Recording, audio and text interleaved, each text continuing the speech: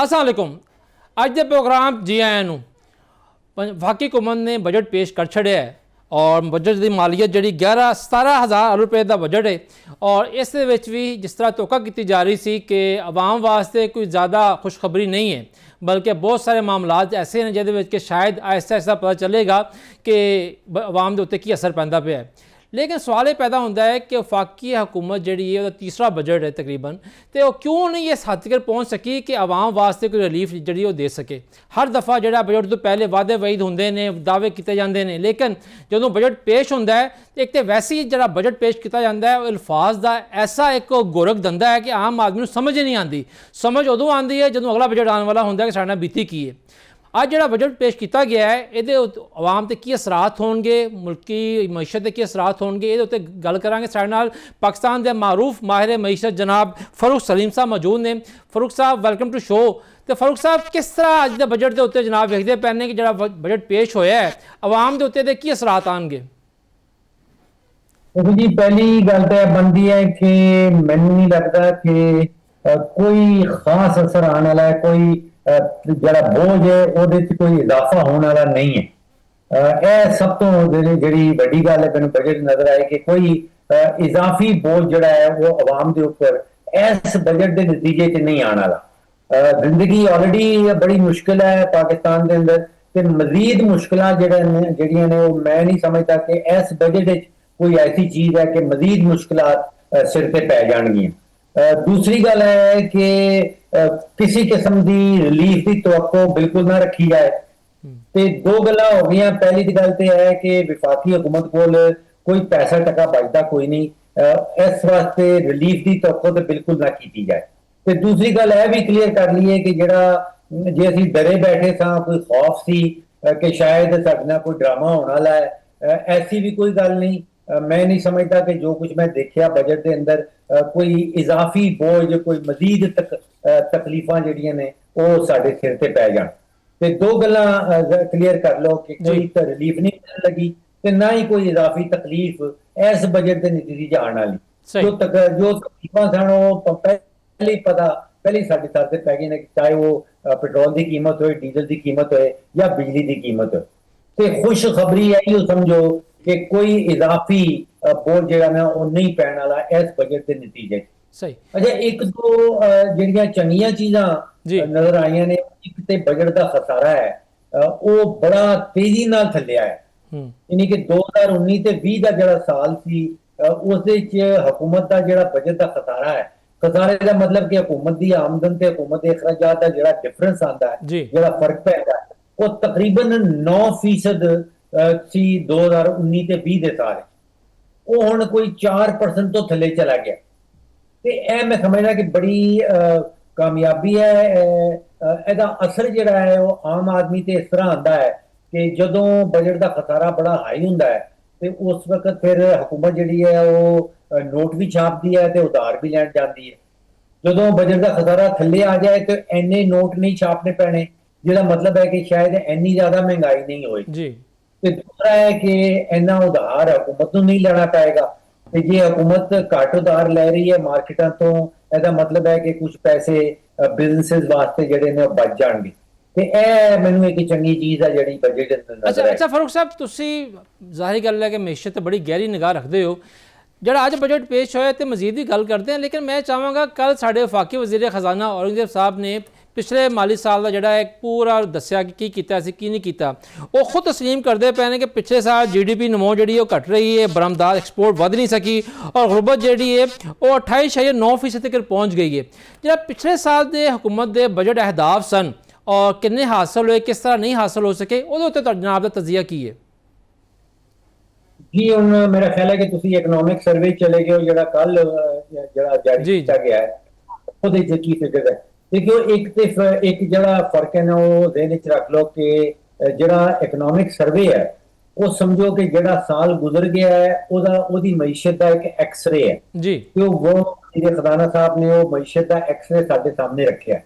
तो जरा बजट हुंदा है वो समझो कि एक इलाज है मरीज का कि जेहड़ी कमजोरियां सानू नजर आउणगियां इकनॉमिक सर्वे ते बजट जरा होपफुली ਇਲਾਜ ਕਰੇਗਾ ਉਹਨਾਂ ਦੀ ਉਹਨਾਂ ਬਿਮਾਰੀਆਂ ਦਾ।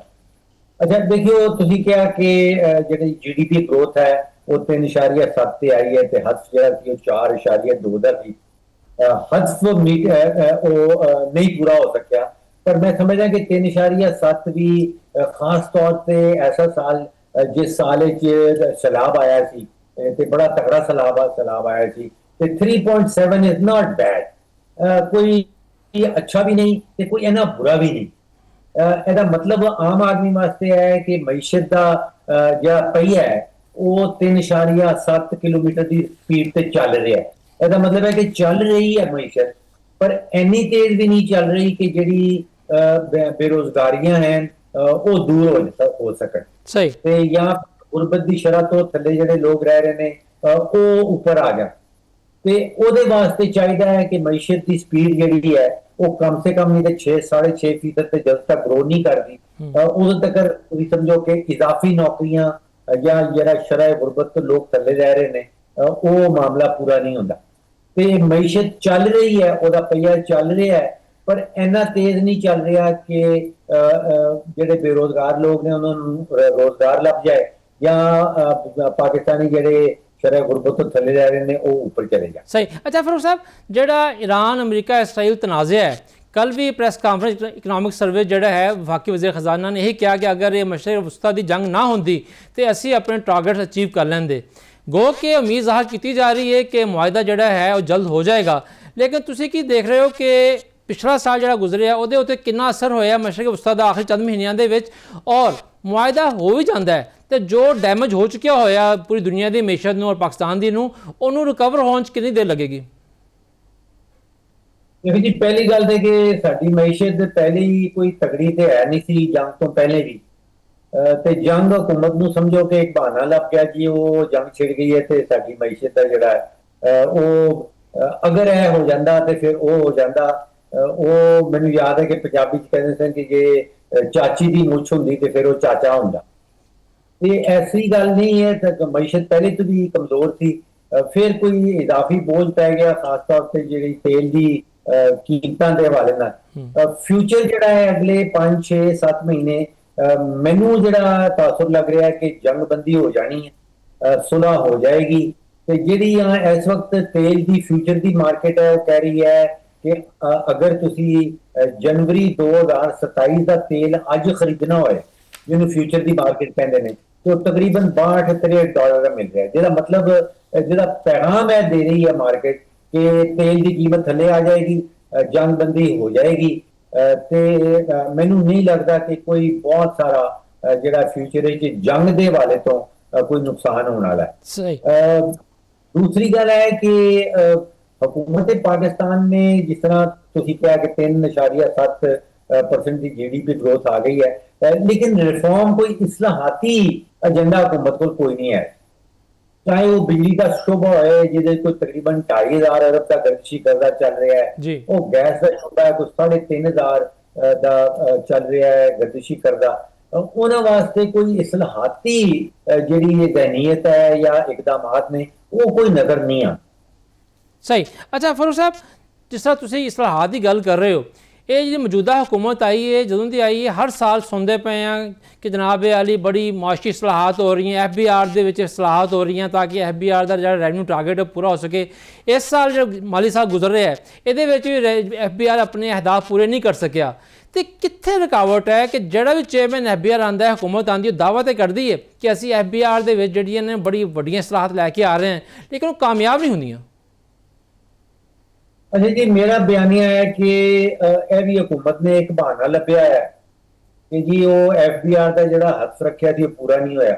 वो जे तुसी हथ जी आसमाना तो उच्चा रख दिओ फिर कितना पूरा होएगा। देखो FBR की जिहड़ी कारकर्दगी है अज तो तकरीबन 20 साल पहले जिहड़ा टैक्स इकट्ठा करन दा हथ सी वो 1000 अरब रुपए का सी, 1000 अरब रुपया जी। क्यों पिछले साल हुकूमत खुद पे कहती है कि FBR ने 13,000 अरब रुपया इकट्ठा कर लिया। तो तुसी सोचो कि एक हुकूमती डिपार्टमेंट है जो एक 20 साल पहले 1,000 इकट्ठा करता थी तो 13,000 से पहुंच गया है, ਤੇ ਮੈਂ ਤੇ ਉਸ ਕਾਰਕਰਦਗੀ ਨੂੰ ਬੜੀ ਜ਼ਬਰਦਸਤ ਕਹਿਣਾ। ਜੀ ਤੇ ਬਹਾਨਾ ਹੁਕੂਮਤ ਇਹ ਲਾਉਂਦੀ ਹੈ ਕਿ ਆਪਣੇ ਖਰਚੇ ਘੱਟ ਉਹਦੇ ਤੋਂ ਹੋ ਨਹੀਂ ਸਕਦੇ, ਉਹ ਕਰ ਨਹੀਂ ਸਕਦੀ, ਉਹ ਕਰਨਾ ਚਾਹੁੰਦੀ ਨਹੀਂ, ਤੇ ਬਹਾਨਾ ਲਾ ਦਿੰਦੀ ਹੈ ਕਿ ਜੀ ਉਹ ਟੈਕਸ ਨਹੀਂ ਇਕੱਠਾ ਹੋਇਆ। ਦੇਖੋ ਪਾਕਿਸਤਾਨ ਦਾ ਹਰ ਬੱਚਾ, ਬੂढ़ा, ਮਰਦ ਔਰ ਔਰਤ ਉਹ ਟੈਕਸ ਦੇ ਜਾਲ ਵਿੱਚ ਫਸਿਆ ਹੈ। ਹਰ ਪਾਕਿਸਤਾਨੀ ਟੈਕਸ ਦਿੰਦਾ ਹੈ। ਦੇਖੋ ਉਹ ਪਾਕਿਸਤਾਨੀ ਤੁਸੀਂ ਦੇਖੋ ਜਿਹਦੇ ਕੋਲ ਜੇ ਕੋਈ ਸਿਮ ਨਾ ਹੋਵੇ, ਜਿਹਨੇ ਜ਼ਿੰਦਗੀ 'ਚ ਕੋਈ ਸਿਮ ਨਾ ਲਿੱਤਾ ਹੋਏ, ਉਹ ਸ਼ਾਇਦ ਟੈਕਸ ਨਾ ਦਿੰਦਾ ਹੋਏਗਾ। ਜਿਹਨੇ ਜ਼ਿੰਦਗੀ 'ਚ ਕੋਈ ਪੈਟਰੋਲ ਡੀਜ਼ਲ ਨਾ ਖਰੀਦਿਆ ਹੋਏ, ਉਹ ਸ਼ਾਇਦ ਟੈਕਸ ਨਾ ਦਿੰਦਾ ਹੋਏ। ਤੇ ਜਿਹਦੇ ਘਰ 'ਚ ਦੁਕਾਨ ਹੈ ਜਾਂ ਦਫ਼ਤਰ 'ਚ ਬਿਜਲੀ ਦਾ ਮੀਟਰ ਨਾ ਲੱਗਾ ਹੋਇਆ ਹੈ ਜਾਂ ਗੈਸ ਦਾ ਮੀਟਰ ਨਾ ਲੱਗਾ ਹੋਇਆ, ਉਹ ਸ਼ਾਇਦ ਪਾਕਿਸਤਾਨੀ ਹੋਵੇ ਜਿਹੜਾ ਟੈਕਸ ਨਾ ਦਿੰਦਾ ਹੋਵੇ। ਤੇ ਐਸਾ ਪਾਕਿਸਤਾਨੀ ਤੁਹਾਨੂੰ ਲੱਭਣ ਨੂੰ ਲੱਭੇਗਾ, ਕਿਉਂਕਿ ਹਰ ਪਾਕਿਸਤਾਨੀ ਕੋਲ ਸਿਮ ਵੀ ਹੈ, ਉਹ ਬਿਜਲੀ ਦੇ ਮੀਟਰ ਵੀ ਲੱਗੇ ਨੇ, ਗੈਸ ਦੇ ਮੀਟਰ ਵੀ ਲੱਗੇ ਨੇ, ਪੈਟਰੋਲ ਡੀਜ਼ਲ ਵੀ ਖਰੀਦਦਾ, ਤੇ ਹਰ ਪਾਕਿਸਤਾਨੀ ਬੱਚਾ, ਮਰਦ ਤੇ ਬੂढ़ा ਜਿਹੜਾ ਹੈ ਉਹ ਟੈਕਸ ਦਿੰਦਾ ਹੈ। ਇਹ ਸਿਰਫ ਬਹਾਨਾ ਇਸਤੇਮਾਲ ਕਰਦੀ ਹੈ हुकूमत, ਉਹਦੇ ਖਰਚੇ ਕੰਟਰੋਲ ਹੋ ਨਹੀਂ ਰਹੇ। ਤੁਸੀਂ ਸੋਚੋ ਕਿ ਵਿਫਾਕੀ हुकूमत ਜਿਹੜੀ ਹੈ ਉਹ ਇਸਲਾਮਾਬਾਦ ਦੇ ਉੱਪਰ हुकूमत ਕਰਦੀ ਹੈ। ਹੁਣ ਇਸਲਾਮਾਬਾਦ ਦਾ ਜਿਹੜਾ ਏਰੀਆ ਉਹ ਕੋਈ 200 ਕਿਲੋਮੀਟਰ ਤੋਂ ਜ਼ਿਆਦਾ ਕੋਈ ਨਹੀਂ, ਜੀ ਤੇ ਕੋਈ 11 ਲੱਖ ਬੰਦੇ ਰਹਿੰਦੇ ਨੇ, ਤੇ ਉਹਨਾਂ ਦੇ ਉੱਪਰ ਤੁਸੀਂ ਕੋਈ 31 ਵਿਫਾਕੀ ਵਜ਼ੀਰ ਲਾਏ ਨੇ, ਕੋਈ 4 ਐਡਵਾਈਜ਼ਰ ਬੈਠੇ ਨੇ, ਕੋਈ 11 ਜਿਹੜੇ ਨੇ ਉਹ ਮਿਨਿਸਟਰ ਆਫ ਸਟੇਟ ਨੇ, ਕੋਈ 8 ਸਪੈਸ਼ਲ ਅਸਿਸਟੈਂਟ ਨੇ, ਕੋਈ 13 ਜਿਹੜੇ ਕੋਆਰਡੀਨੇਟਰ ਨੇ ਵਜ਼ੀਰ ਆਜ਼ਮ ਸਾਹਿਬ ਦੇ, ਕੋਈ 48 ਡਿਵੀਜ਼ਨਾਂ ਨੇ, ਕੋਈ 400 ਦੇ ਕਰੀਬ ਡਿਪਾਰਟਮੈਂਟ ਨੇ, ਤੇ ਆਪਣੇ ਖਰਚੇ ਘੱਟ ਕਰਨੇ ਕੋਈ ਨਹੀਂ, ਤੇ ਫਿਰ ਬਹਾਨਾ ਲਾ ਲੈਣਾ ਜੀ ਟੈਕਸ ਇਕੱਠਾ ਨਹੀਂ ਹੁੰਦਾ। ਸਹੀ। ਅੱਛਾ ਫਾਰੂਕ ਸਾਹਿਬ, ਜਿਸ ਤਰ੍ਹਾਂ ਤੁਸੀਂ ਗੱਲ ਕਰ ਰਹੇ ਹੋ ਕਿ ਵਫਾਕੀ हुकूमत ਦੀ ਜਿਹੜੀ हुकूमत ਹੈ ਸਿਰਫ ਉੱਥੇ ਤੱਕ ਰਹੀ ਹੈ, ਹੁਣ ਵਫਾਕੀ हुकूमत ਦਾ ਸਰ ਬੜਾ ਇਹ ਮਸਲਾ ਹੈ, ਉਹ ਕਹਿੰਦੀ ਹੈ ਕਿ ਸਾਡੇ ਕੋਲ ਵਸਾਇਲ ਘੱਟ ਨੇ, ਔਰ NFC ਵਾਰਡ ਦਾ ਫੱਡਾ ਵੀ ਇਸੇ ਵਜ੍ਹਾ ਤੋਂ ਹੈ। ਇਸ ਬਜਟ ਦੇ ਵਿੱਚ ਤੇ ਵਫਾਕੀ हुकूमत ਨੇ ਸੂਬਿਆਂ ਦੇ ਤਰੱਕਿਆਤੀ ਬਜਟ ਤੇ ਵੀ ਕੱਟ ਲਾਇਆ ਹੈ, ਆਪਣਾ ਵੀ ਕੱਟ ਲਾਇਆ ਹੈ, ਔਰ ਸਭ ਤੋਂ ਵੱਡਾ ਕੱਟ ਜਿਹੜਾ ਤਰੱਕਿਆਤੀ ਬਜਟ ਦਾ ਹੈ ਪੰਜਾਬ ਤੇ ਲਾਇਆ ਹੈ। ਇਹ ਜਿਹੜਾ ਵਫਾਕ ਔਰ ਸੂਬਿਆਂ ਦੇ ਦਰਮਿਆਨ ਵਸਾਇਲ ਦੀ ਲੜਾਈ ਹੈ ਜਨਾਬ, ਦੇ ਉੱਤੇ ਕੀ ਤਜ਼ੀਆ ਹੈ? देखो जी, मैं कहना कि जरा तरक्याती बजट है वो तकरीबन 3500 अरब रुपए का आ रहा जी इस साल जी। 1000 अरब जरा है वो विफाकी हुकूमत है कि तकरीबन 2500 अरब जरा है वो चारों सूबे का। हुन 3500 अरब तुसीं अंदाजा लाओ कि इन्ना सारा पैसा है, इन्ना सारा पैसा है कि इहदे कोलों की कुछ नहीं हो सकता। मैं हिसाब लाया कि 3500 अरब जे वाकई तरक्याती मनसूबा ते खर्च कर दिता जाए तो कम अज कम नहीं तो 9-10 हज़ार नवे स्कूल बन सकते हैं पाकिस्तान के अंदर, कम अज कम नहीं 5-5.5 हज़ार अस्पताल बन सकते हैं, 1000 किलोमीटर की नवी रोड बन सकती है, कोई 2.5-3 हज़ार नवे साफ पानी के सैनिटेशन के मनसूबे बन सकते हैं। पैसा बेतहाशा जे, पैसा बहुत सारा है, सियासी नीयत नजर कोई नहीं आती, पैसा बेशुमार है जे, लेकिन कोई पॉलिसी नजर नहीं आती कि 24 करोड़ पाकिस्तानियों का या जो 169 साडे इजला ने उन्हां दी बेहतरी किस तरह करनी है। वो MLA ते MPs ਨੂੰ ਅਸੀਂ ਬਣਾ ਦਿੱਤਾ ਠੇਕੇਦਾਰ, ਉਹਨਾਂ ਨੂੰ ਬਣਾ ਦਿੱਤਾ ਹੈ ਅਸੀਂ ਕੰਟਰੈਕਟਰ, ਤੇ ਇਹ ਸਾਰਾ ਪੈਸਾ ਜਿਹੜਾ 3500 ਅਰਬ ਇਹ ਮੁਖਤਸ ਵੀ ਹੁੰਦਾ ਹੈ ਬਜਟ ਵਿੱਚ, ਇਹਦੀ ਸਕੀਮਾਂ ਵੀ ਸੁਣਾਈ ਦਿੰਦੀਆਂ ਨੇ, ਲੇਕਿਨ ਆਖਰੀ ਸਾਲ ਦੇ ਬਾਅਦ ਕੋਈ ਤਰੱਕੀ ਨਜ਼ਰ ਨਹੀਂ ਆਉਂਦੀ ਜੀ। ਤੇ ਇਹ ਮਾਮਲਾ ਦੁਰਸਤ ਕਰ ਦਿੱਤਾ ਜਾਏ ਤਾਂ ਤੁਸੀਂ ਸਮਝੋ ਕਿ ਪਾਕਿस्तान ਦੇ ਹਰ ਡਿਸਟ੍ਰਿਕਟ ਦੀ ਪਾਕਿस्तान ਦੀ ਸ਼ਕਲ ਬਦਲ ਸਕਦੀ ਹੈ ਜੇ 3500 ਅਰਬ ਸਾਲ ਦਾ ਖਰਚ ਕਰ ਦਿੱਤਾ ਜਾਏ। ਸਹੀ ਸਹੀ। ਫਾਰੂਕ ਸਾਹਿਬ ਤੁਹਾਡਾ ਬਹੁਤ ਸ਼ੁਕਰੀਆ ਪ੍ਰੋਗਰਾਮ ਸ਼ਰੀਕ ਹੋਣ ਦਾ।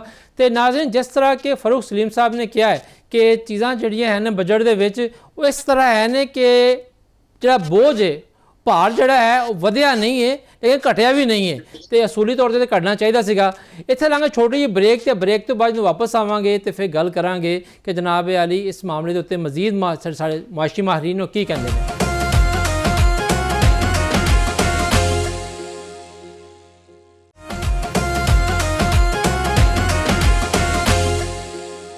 जी ब्रेक तो बाद वापस जे आया। जिस तरह के असी प्रोग्राम गल कर रहे हैं जो बजट पेश होया है, ये आवाम वास्ते रिलीफ कोई नहीं है, पर रिलीफ यही है कि बहुत ज़्यादा नवे टैक्स नहीं लाए, लेकिन जी इम्कान ज़ाहिर किया जा रहा है कुछ शोबियां दे विच शायद हुकूमत रियायत करे और हाथ हौला कर दे, वो हाथ भी हौला नहीं होया। और इस दफ़ा भी हुकूमत के कोल वही बहाना है कि जी इस बार जड़ा है मशरक़ वस्ता की सूरत हाल के सबब मईशत दबाव का शिकार है। ਬਜਟ ਦੇ ਉੱਤੇ ਮਾਸ਼ੀ ਮਾਹਿਰੀਨ ਨਾਲ ਗੱਲ ਦਾ ਸਿਲਸਿਲਾ ਜਾਰੀ ਹੈ। ਸਾਡੇ ਨਾਲ ਮੌਜੂਦ ਨੇ ਜਨਾਬ ਆਲੀ ਮਸ਼ਹੂਰ ਮਾਹਿਰ ਮਈਸ਼ਤ ਜਨਾਬ ਡਾਕਟਰ ਇਕਰਾਮੁਲ ਹਕ ਸਾਹਿਬ, ਔਰ ਉਹਦੇ ਨਾਲ ਜੁਆਇਨ ਕरेंगे ਸਾਨੂੰ ਜਨਾਬ ਸੀਨੀਅਰ ਮਾਸ਼ੀ ਤਜਜ਼ੀਆਕਾਰ ਖਾਲਿਦ ਕਿਊਮ ਸਾਹਿਬ। ਡਾਕਟਰ ਇਕਰਾਮ ਸਾਹਿਬ, ਤੁਹਾਡੇ ਸ਼ੁਰੂ ਕਰਦੇ ਹਾਂ ਕਿ ਸਰ ਤੁਸੀਂ ਬਜਟ ਸੁਣ ਵੀ ਲਿਆ, ਦੇਖ ਵੀ ਲਿਆ, ਤੁਹਾਡਾ ਕੀ ਓਵਰਆਲ ਪਹਿਲਾ ਤਜਜ਼ੀਆ ਕੀ ਹੈ ਬਜਟ ਦੇ ਉੱਤੇ? ਜੀ ਕੋਈ ਤੁਹਾਨੂੰ ਪਤਾ ਕਿ IMF ਦੇ ਅੰਦਰ ਜਿਹੜੇ ਬਜਟ ਦੇ ਚੀਜ਼ਾਂ ਸਨ ਉਹ ਤੇ ਪਹਿਲੇ ਹੀ ਮੈਨੂੰ ਦੱਸਤੀਆਂ ਸਨ ਕਿ ਤੁਸੀਂ ਇੰਨਾ ਆਪਣਾ ਰੈਵਨਿਊ ਟਾਰਗੇਟ ਰੱਖਣਾ ਹੈ, ਇੰਨਾ ਤੁਸੀਂ ਜਿਹੜੀ ਪੈਟਰੋਲੀਅਮ ਲੈਵੀ ਲਾਣੀ ਹੈ। उसके बाद हुकूमत के ਜਿਹੜੇ ਖਰਚੇ ਨੇ ਉਹ ਇੰਨੇ ਜ਼ਿਆਦਾ ਨੇ। ਉਹਨਾਂ ਨੇ ਕਿਹਾ ਜੀ ਦੇਖੋ ਤੁਸੀਂ ਸਾਨੂੰ ਤੇ ਸਰਪਲਸ ਦਿਓ ਨਾ। ਉਹਨਾਂ ਨੇ ਫਿਰ ਸੂਬਿਆਂ ਨੂੰ ਕਿਹਾ ਇਸ ਦਫਾ ਮਿਹਨਤ ਤਰਲਾ ਕੀਤਾ ਕਿ ਜੀ ਸਾਡੇ ਕੋਲ ਤਾਂ ਸਰਪਲਸ ਹੋ ਨਹੀਂ ਸਕਦਾ, ਅਸੀਂ ਤੇ ਡਿਫੈਂਸ ਤੇ ਉਹਦੇ ਬਾਅਦ ਜਦੋਂ ਅਸੀਂ ਸੂਦ ਤੇ ਪੈਸੇ ਦੇ ਦਿੱਤੇ ਤੇ ਅਸੀਂ ਤੇ ਫਾਰਿਗ ਹਾਂ, ਤੇ ਤੁਸੀਂ ਇੰਜ ਕਰੋ ਕਿ ਆਪਣੇ ਤਰੱਕੀਆਤੀ ਪ੍ਰੋਗਰਾਮ ਵੀ ਘੱਟ ਕਰਕੇ ਉਹ ਵੀ ਪੈਸਾ ਸਾਨੂੰ ਦੇ ਦਿਓ ਤੇ ਹੋਰ ਵੀ ਜਿਹੜਾ ਕੈਸ਼ ਜ਼ਰਾ ਉਹ ਵੀ ਇਕੱਠਾ ਕਰਕੇ ਸਾਨੂੰ ਦਿਓ। ਤੇ ਨਾ ਪਾਕਿਸਤਾਨ ਦੇ ਸੂਬਿਆਂ ਦਾ ਕੁਝ ਬਣਨਾ ਤੇ ਨਾ ਵਫਾਕ ਦਾ ਕੁਝ ਬਣਨਾ, बस इस तरह ही एड़ियां रगड़ रगड़ के काम करते रहेंगे।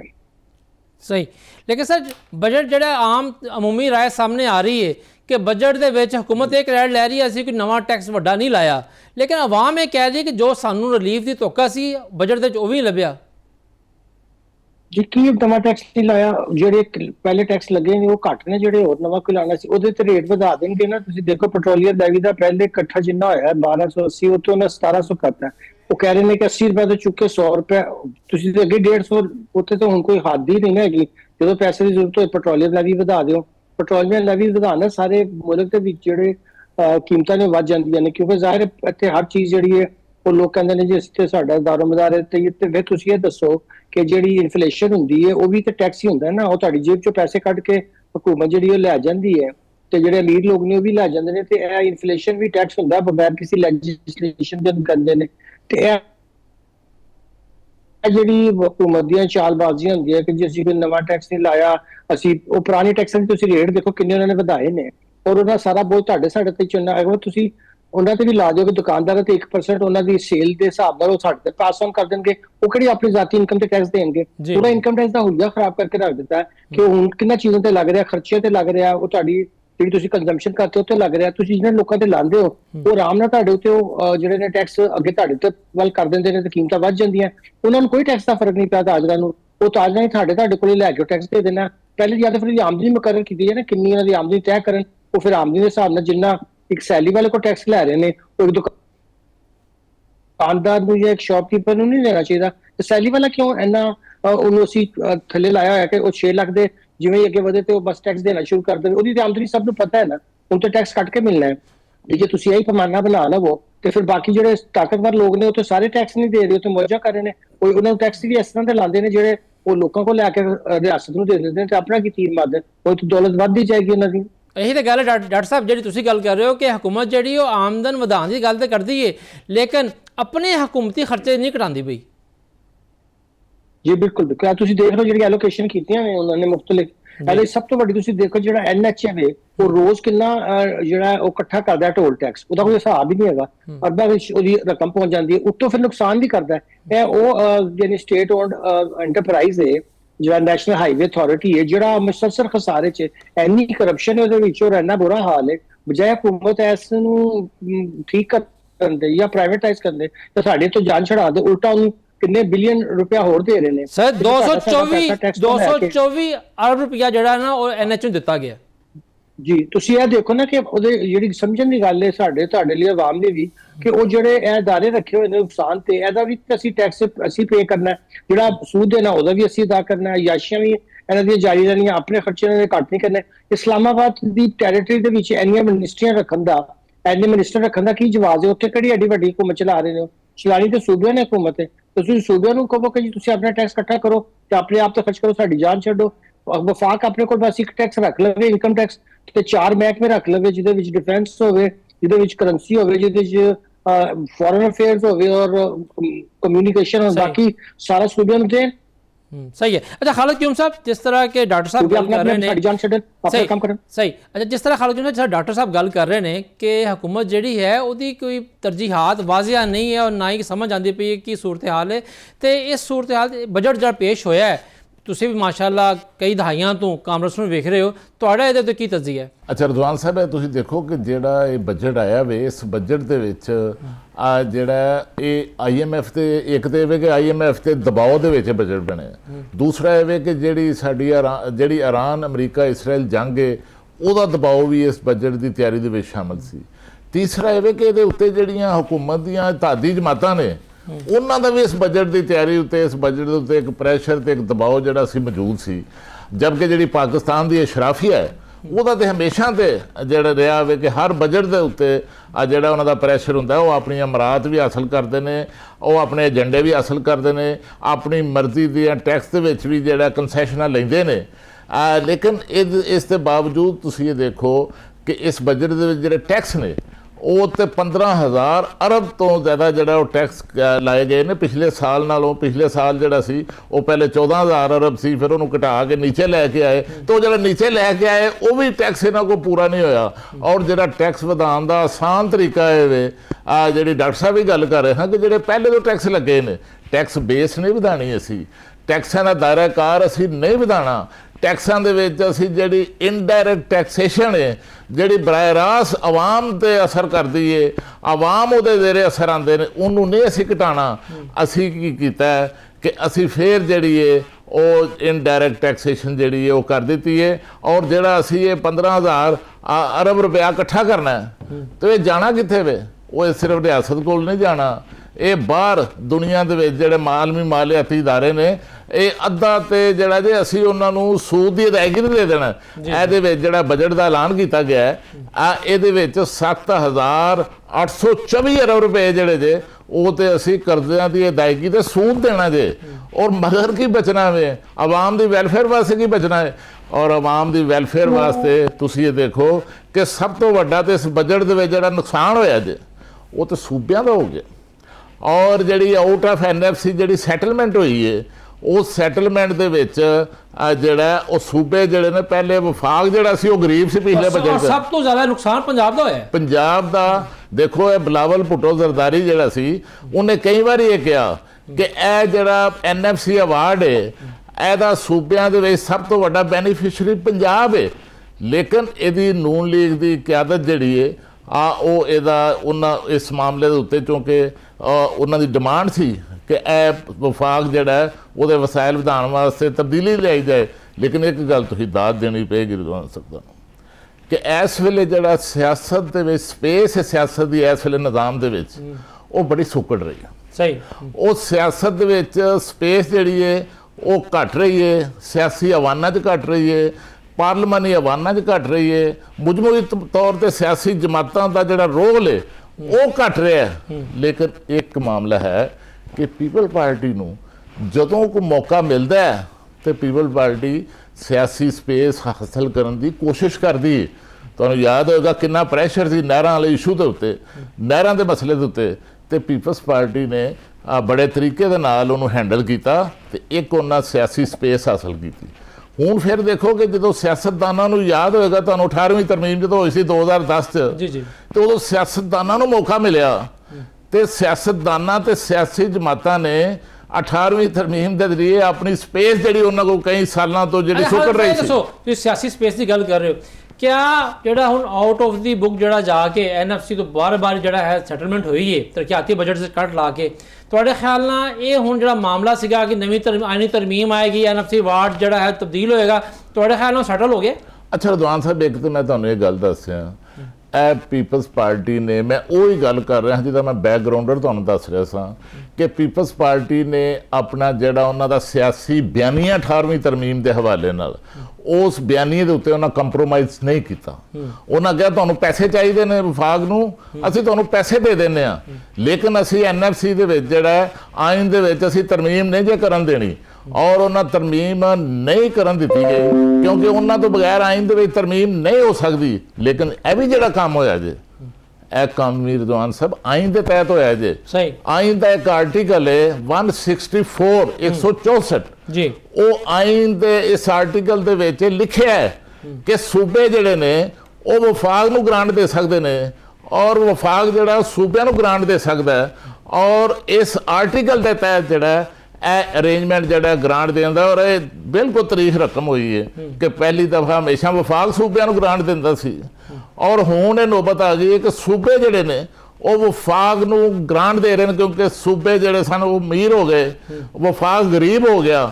ਔਰ ਪਿਛਲੇ ਸਾਲ ਦਾ ਜਿਹੜਾ ਬਜਟ ਸੀ, ਇਹ ਮੌਜੂਦਾ ਮਾਲੀ ਸਾਲ ਦਾ ਵਫਾਕ ਦਾ ਡਿਵੈਲਪਮੈਂਟ ਦਾ ਬਜਟ ਜਿਹੜਾ ਸੀ ਉਹ ਪੰਜਾਬ ਦੇ ਬਜਟ ਤੋਂ ਛੋਟਾ ਰਹਿ ਗਿਆ। ਪੰਜਾਬ ਦਾ ਬਜਟ ਵੱਡਾ ਹੋ ਗਿਆ, ਪੰਜਾਬ ਦਾ ਬਜਟ 1240 ਅਰਬ ਦਾ ਹੋ ਗਿਆ, ਵਫਾਕ ਦਾ ਬਜਟ ਜਿਹੜਾ ਉਹ 1000 ਅਰਬ ਤੋਂ ਵੀ ਥੱਲੇ ਆ ਗਿਆ। ਹੱਤਾਂ ਕਿ ਸਿੰਧ ਦਾ ਬਜਟ ਜਿਹੜਾ ਸੀ ਉਹ ਵੀ 800-900 ਅਰਬ ਰੁਪਏ ਤੱਕ ਜਿਹੜਾ ਉਹ ਪਹੁੰਚ ਗਿਆ। ਲੇਕਿਨ ਹੁਣ ਕੀ ਹੋਇਆ ਕਿ ਹੁਣ ਜਿਹੜੀ ਕੁਰਬਾਨੀ ਦੇਣ ਦਾ ਮੌਕਾ ਆਇਆ ਆ ਮੁਲਕ ਦੇ ਕੌਮੀ ਮਫਾਦ ਦੇ ਵਿੱਚ, ਕਿਉਂਕਿ ਤੁਹਾਨੂੰ ਪਤਾ ਹੈ ਕਿ ਭਾਰਤ ਜਿਹੜਾ ਉਹ ਸਾਨੂੰ ਪਾਕਿਸਤਾਨ ਨੂੰ ਬੰਜਰ ਬਣਾਉਣਾ ਚਾਹੁੰਦਾ। ਸਹੀ।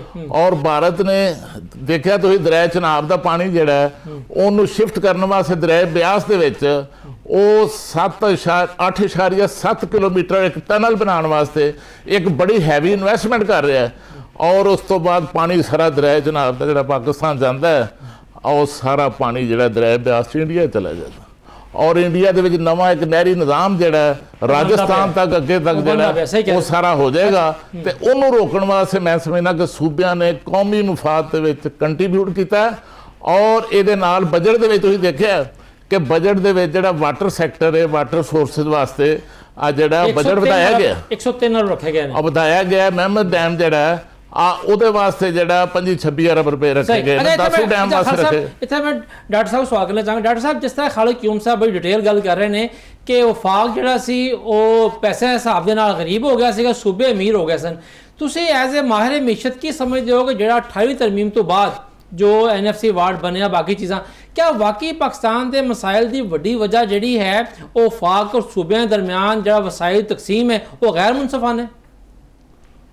नहीं, देखो जी होया सी कि उन्हें 19 मिनिस्ट्रियां खत्म करनियां सन ते नाल डिवीजन ते डिपार्टमेंट जी। जदों ये खत्म नहीं कीते ते वफाक अपना खर्चा वधांदा गया। ठीक है जी। वो पहले शायद याद नहीं कि जदों पाकिस्तान बनया सी 80% सूबे को हुंदा सी ते 20% सिर्फ वफाक को हुंदा सी।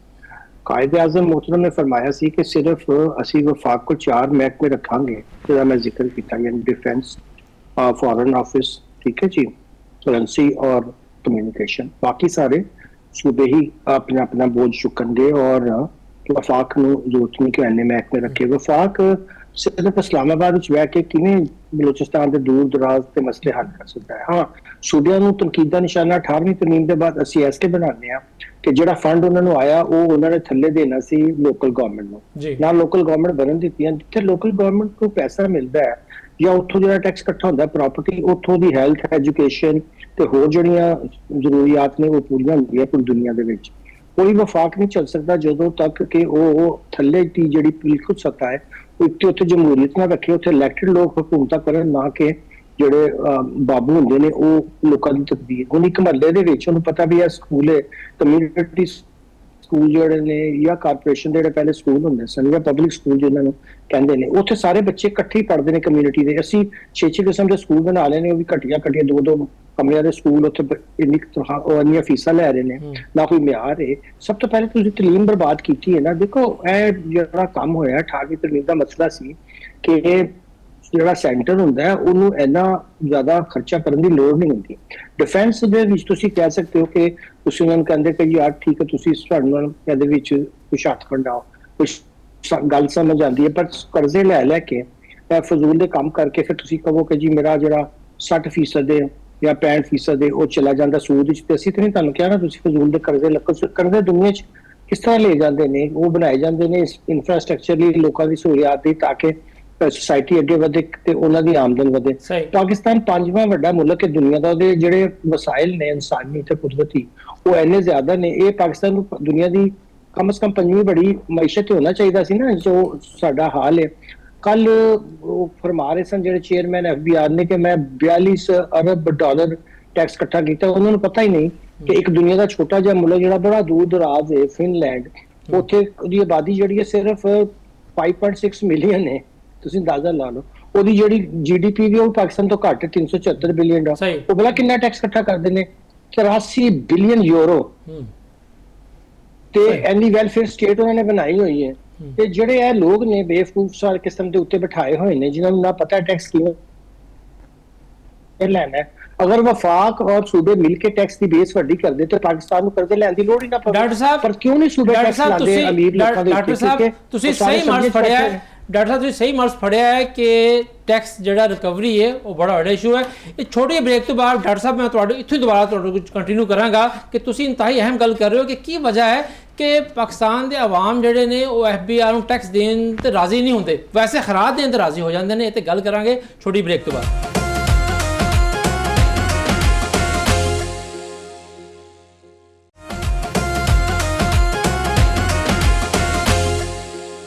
जी ब्रेक तो बाद वापस जी आया अरे डॉक्टर साहब जी तुम बड़ी अहम गल कर रहे हो कि जो FBI है वो दावे कुछ करता है वो रेवन्यू अहदाफ पूरे नहीं होंगे।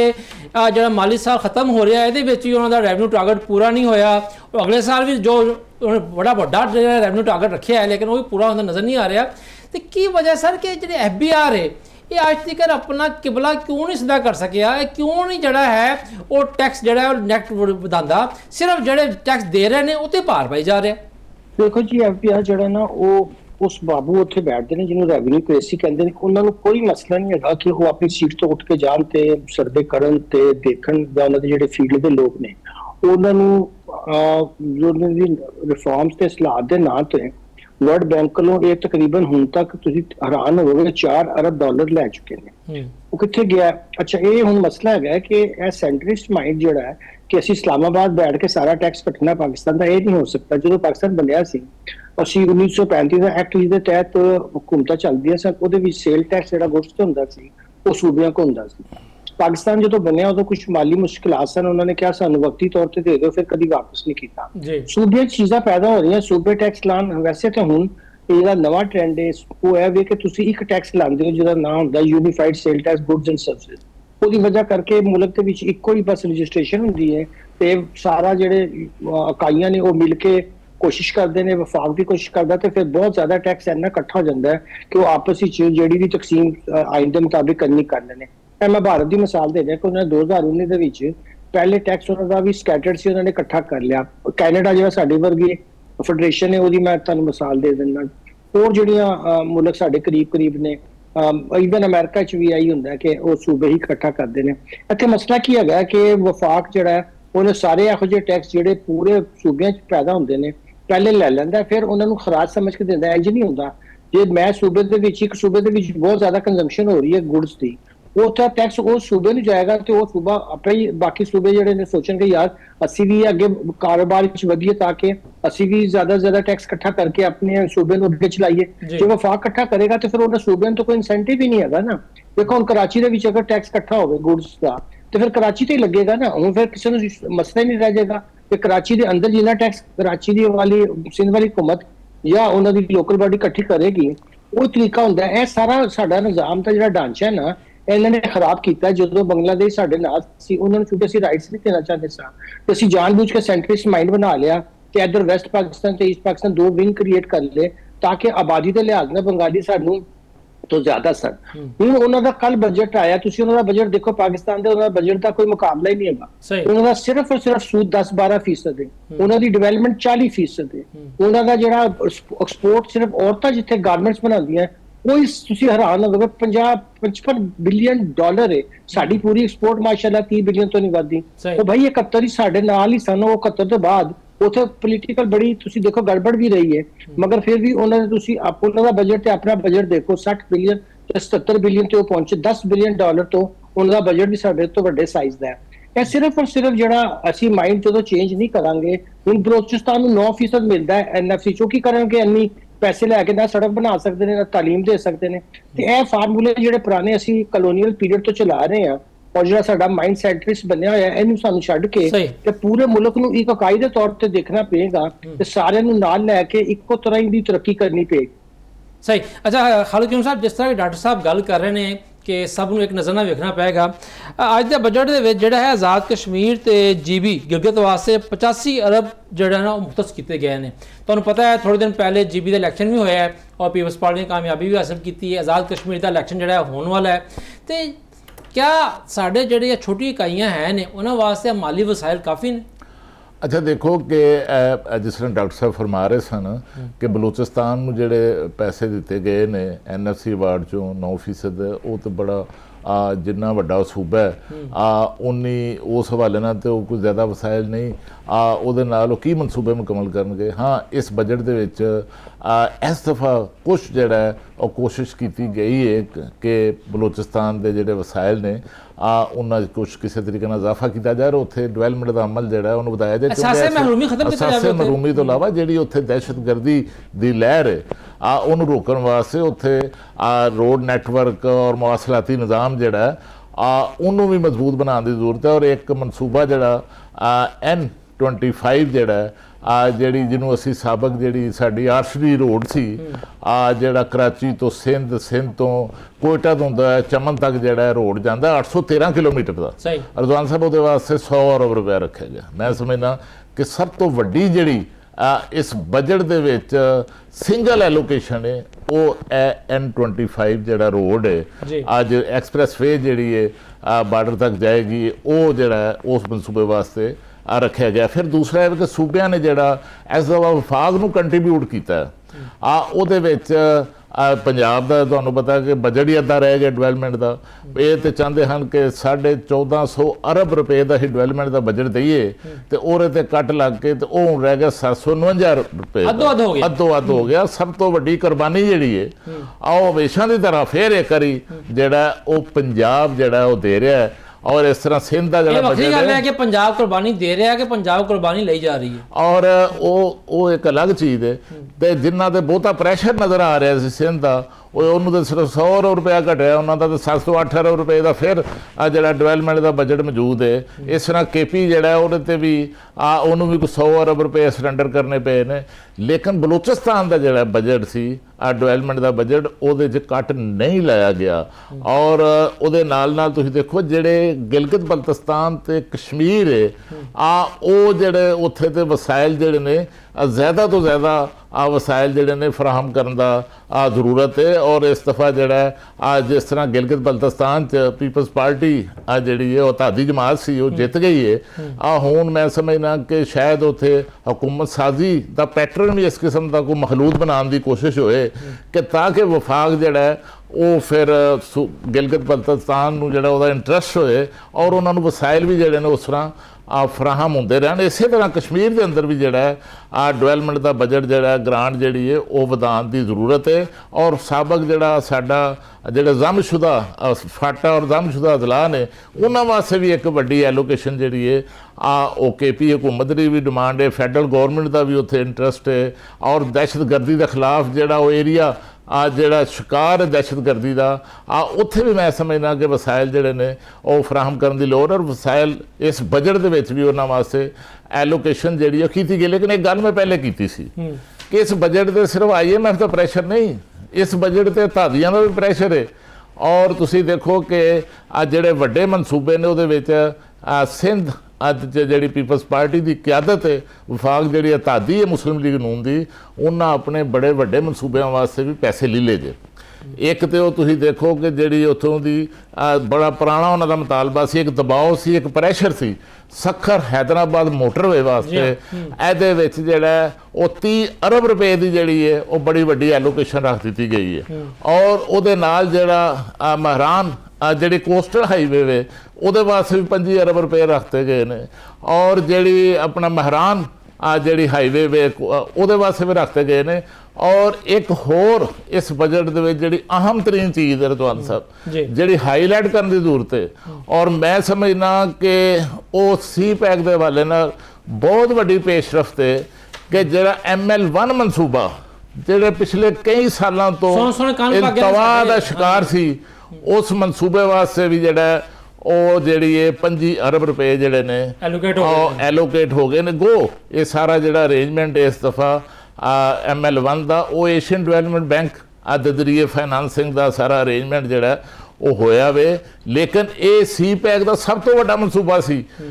ਜਿਹੜਾ ਪਿਛਲੀ ਜਿਹੜੀ PTI ਦੀ ਹੁਕੂਮਤ ਸੀ ਉਹਨੇ ਆ ਕੇ ਇਸ ਮਨਸੂਬੇ ਤੇ ਬ੍ਰੇਕਾਂ ਲਾਤੀਆਂ ਔਰ ਹੁਣ ਦੁਬਾਰਾ ਸ਼ੁਰੂ ਹੋ ਰਿਹਾ। ਸਾਹਿਬ ਇੱਕ ਚੀਜ਼ ਜਿਹੜੀ ਹੈ ਇਸ ਵਿੱਚ ਸਾਡਾ ਪਾਕਿਸਤਾਨ ਜਿਹੜਾ ਹੈ ਉਹ ਬੁਨਿਆਦੀ ਤੌਰ ਤੇ ਜ਼ਰਾਤ ਜ਼ਰੀ ਮੁਲਕ ਹੈ ਨਾ, ਜ਼ਰਾਤ ਦੀ ਬੁਨਿਆਦ ਤੇ ਮੀਸ਼ਤ ਖੜੋਤੀ ਹੋਈ ਹੈ। ਹੁਣ ਪਿਛਲੇ ਸਾਲ ਵੀ ਜਿਹੜੇ ਜ਼ਰੀ ਸ਼ੋਬੇ ਦੀ ਤਰੱਕੀ ਔਰ ਦੀ बढ़ोतरी वास्ते रखी गई शरह वो हासिल नहीं हुई। इस दफ़ा जोड़ा है फिर जोड़ा है 3.8% जोड़ा है ना वो नमो की शरह जो टारगेट रखा गया है। जड़ियाँ साड़ियाँ वड्डियाँ फसलां ने उन्होंने वास्ते 3.6% है, जबकि दीगर फसलों वास्ते जोड़ा 4.2% है। साढ़े किसान भरा जोड़े हैं ने पूरे पाकिस्तान की गल करते वो साड़ी वफाकी और सूबाई हुकूमतां ते मुतमैन नहीं होंगे। हुण वफाक जोड़ा है उसका उस तरह तो असर नहीं रह गया ज़राअत के उत्ते। ज़ाहिर गल है कि हर सूबे की अपनी अपनी जरी पॉलिसियां ने, खास तौर पर पंजाब जोड़ा जिथे हर वेले किसान जोड़ा है वो एहतजाजी करता रहता है। लेकिन क्या बतौर एक कामर्स रिपोर्टर और कामर्स माशी माहर तुम समझते हो कि जनाब अली साड़ी ज़राअत जी तरजीहात शामिल है?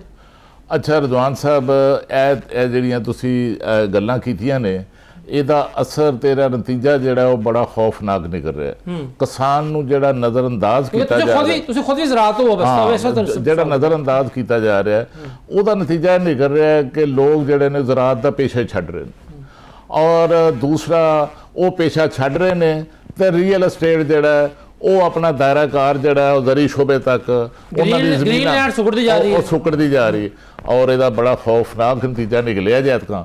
ਉਹ ਸਾਡੇ ਵਜ਼ੀਰ ਖਜ਼ਾਨਾ ਨੇ ਵੀ ਇਤਰਾਫ ਕੀਤਾ ਜੇ ਕਿ ਸਾਡੀਆਂ ਜਿਹੜੀ ਐਕਸਪੋਰਟ ਜਿਹੜੀ ਡਾਕਟਰ ਸਾਹਿਬ ਨੇ ਵੀ ਕਿਹਾ ਕਿ ਸਾਡੀ ਐਕਸਪੋਰਟ ਉੱਥੇ 30 ਅਰਬ ਡਾਲਰ ਤੇ ਖੜੀ ਹੈ, ਔਰ ਜਿਹੜੀ ਐਕਸਪੋਰਟ ਸਾਡੀ ਨਹੀਂ ਵੱਧ ਰਹੀ ਉਹ ਇਸ ਦਫਾ ਸਾਡੀ ਐਕਸਪੋਰਟ ਜਿਹੜੀ ਹੈ ਉਹਦੇ 'ਚ ਚਾਵਲ ਤੇ ਚੀਨੀ ਤੇ ਜਿਹੜੀਆਂ ਜ਼ਰੀ ਅਜਨਾਸ ਨੇ ਉਹਨਾਂ ਦੀ ਜਿਹੜੀ ਐਕਸਪੋਰਟ ਦੇ ਵਿੱਚ ਇਜ਼ਾਫਾ ਸੀ, ਰੁਝਾਨ ਸੀ ਪਿਛਲੇ ਕੁਝ ਸਾਲਾਂ ਤੋਂ, ਉਹ ਰੁਝਾਨ ਐਤਕਾਂ ਕੋਈ ਨਹੀਂ ਰਿਹਾ। ਹੁਣ ਇਸ ਸੈਕਟਰ ਦੇ ਵਿੱਚ ਜਿਹੜੀ ਐਕਸਪੋਰਟ ਹੈ ਗਜ਼ਾਈ ਅਜਨਾਸ ਦੇ ਵਿੱਚ ਉਹ ਪਾਕਿਸਤਾਨ ਦੀ ਘਟ ਗਈ ਜੇ ਤੇ ਗਜ਼ਾਈ ਅਜਨਾਸ ਦੇ ਵਿੱਚ ਪਾਕਿਸਤਾਨ ਜਿਹੜਾ ਜੇ ਉਹ ਪੈਟਰੋਲੀਅਮ ਪ੍ਰੋਡਕਟਸ ਦੀ ਇੰਪੋਰਟ ਤੋਂ ਬਾਅਦ ਸਾਡਾ ਜਿਹੜਾ ਜੇ ਦੂਸਰੀ ਵੱਡੀ ਇੰਪੋਰਟ ਜਿਹੜੀ ਹੈ ਕੋਈ 8 ਅਰਬ ਡਾਲਰ ਦੇ ਕਰੀਬ ਜਿਹੜਾ ਜੇ ਉਹ ਸਾਨੂੰ ਉਹ ਜ਼ਰੀ ਮੁਲਕ ਹੁੰਦਿਆਂ ਉਹ ਸਭ ਕੁਝ ਇਸ ਮੁਲਕ 'ਚ ਹੁੰਦਾ ਹੈ ਤੇ ਅਸੀਂ ਦੇਖੋ ਕਿੰਨਾ ਵੱਡਾ ਬੋਝ ਹੈ ਕਿ 7 ਅਰਬ ਡਾਲਰ ਦੀ ਅਸੀਂ ਗਜ਼ਾਈ ਅਜਨਾਸ ਜਿਹੜੀਆਂ ਨੇ ਉਹ ਬਾਹਰੋਂ ਲਿਆਉਂਦੇ ਆ। ਚੋਈ ਸਾਹਿਬ ਇਹੀ ਤੇ ਲੰਮਾ ਫਿਕਰੀ ਹੈ ਸਾਡੇ ਪਾਲਿਸੀ ਸਾਜ਼ਾਂ ਵਾਸਤੇ ਕਿ ਜ਼ਰੀ ਮੁਲਕ ਹੋਣ ਤੋਂ ਬਾਵਜੂਦ ਕਿਸਾਨ ਪਰੇਸ਼ਾਨ ਹੈ, ਇੰਡਸਟਰੀ ਜਿਹੜੀ ਉਹ ਤਰੱਕੀ ਨਹੀਂ ਕਰ ਰਹੀ ਔਰ ਜਿਹੜਾ ਆਮ ਆਦਮੀ ਹੈ ਉਹਦੇ ਮੁਸ਼ਕਲਾਤ ਆਸਾਨ ਨਹੀਂ ਹੋ ਰਹੀਆਂ। ਖਾਲਿਕ ਸਾਹਿਬ ਤੁਹਾਡਾ ਬਹੁਤ ਸ਼ੁਕਰੀਆ। ਤੇ ਨਾਜ਼ਰੀਨ ਸਾਡੇ ਮਾਹਿਰੀਨ ਨੇ ਅੱਜ ਦੇ ਪ੍ਰੋਗਰਾਮ 'ਚ ਦੱਸਿਆ ਹੈ ਕਿ ਬਜਟ ਜਿਹੜਾ ਹੈ ਇਹ ਵੀ ਗੋਰਖ ਦੰਦਾ ਹੀ ਹੈ और इस बजट के की बरीक वारदात पाई गई है, ये असरात आने वाले दिन साबित होंगे। हुण वेखते हैं कि जोड़े सूबे ने खास तौर पर साड़ी पंजाब हुकूमत जी है वो की बजट लैके आती है, क्योंकि वफाक को तो बहाना है कि जी मेरे को तो महदूद दायरा कार है, लेकिन पंजाब हुकूमत जी है वो आवाम वास्ते की करेगी। वफाकी हुकूमत ने तो अपना जो करना सी दिखाता है। ये ठीक है कि फिलहाल तो लगता यही पिया कि नवा टैक्स नहीं लगा, लेकिन जे लगे हुए टैक्स ने उन्होंने की काम पैना है, उसका की बोझ आना है आवाम से, ये देखेंगे आने वाले वक्त। ये इजाजत दो, अल्लाह बेली।